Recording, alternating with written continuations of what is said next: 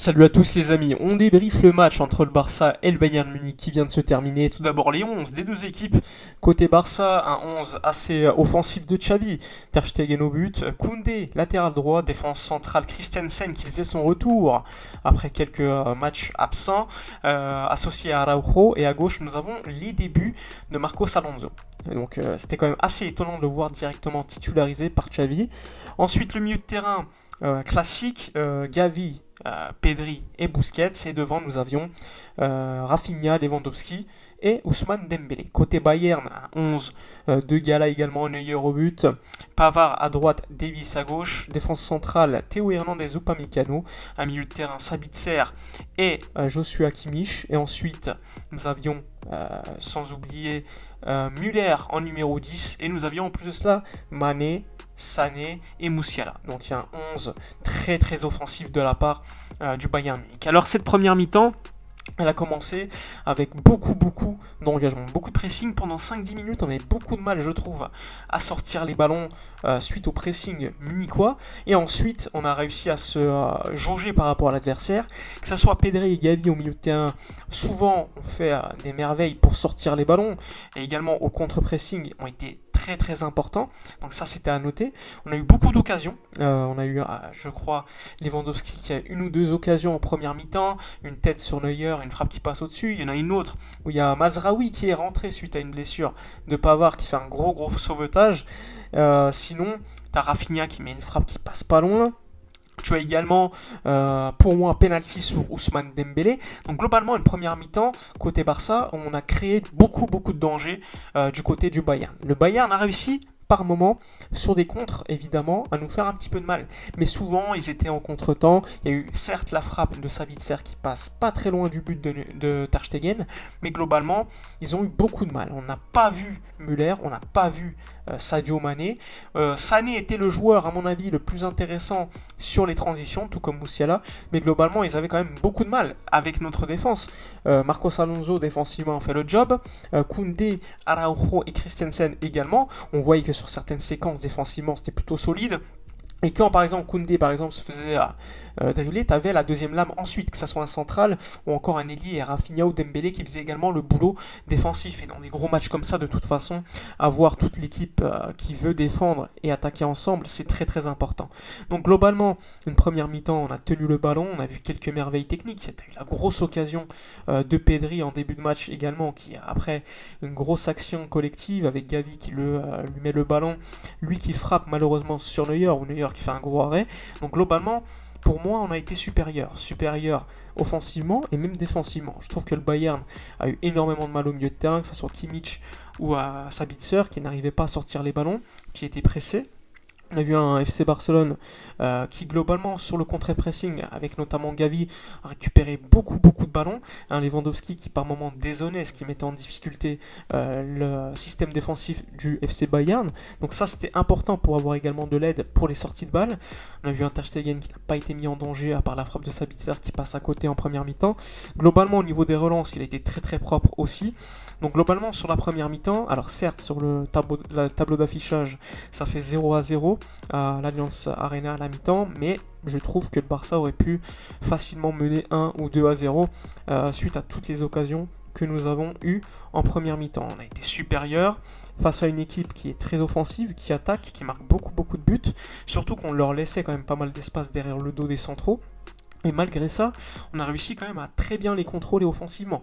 Et ça, pour moi, c'était très important. C'était pour moi la chose la plus importante. Alors, certes, tu peux ne pas gagner un match contre le Bayern chez eux, c'est complètement admissible. Mais ce que je ne voulais pas admettre, c'est que le Barça ne soit pas compétitif dans ce match. Là, en première mi-temps, pour moi, on était plus que compétitif, on était même supérieur. Petit point négatif, je dirais que c'est Ousmane Dembélé qu'on a très peu vu. Il a dû dézonner et passer sur le côté droit pour qu'on le voit un peu plus. D'ailleurs, il aurait pu bénéficier d'un penalty.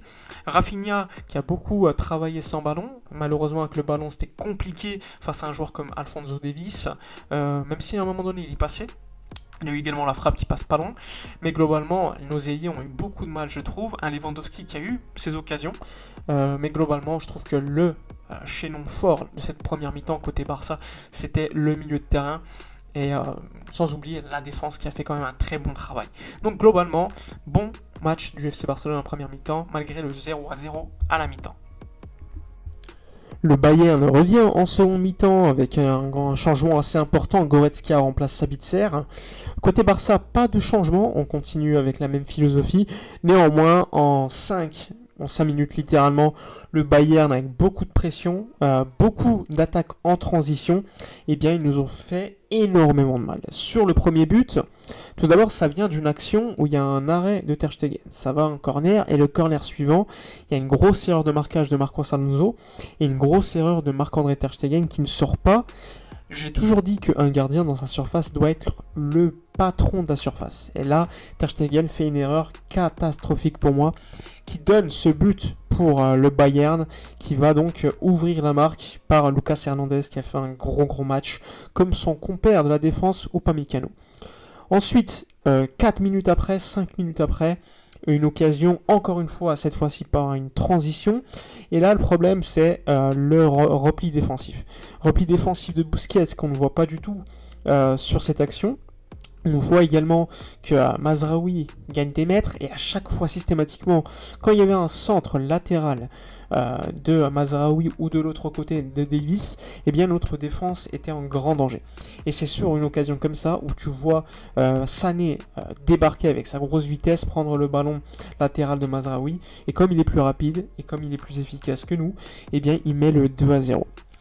Néanmoins, on se dit 2-0, Allianz Arena complètement chaud, ça va être compliqué et il reste encore 30 minutes, 35 minutes environ.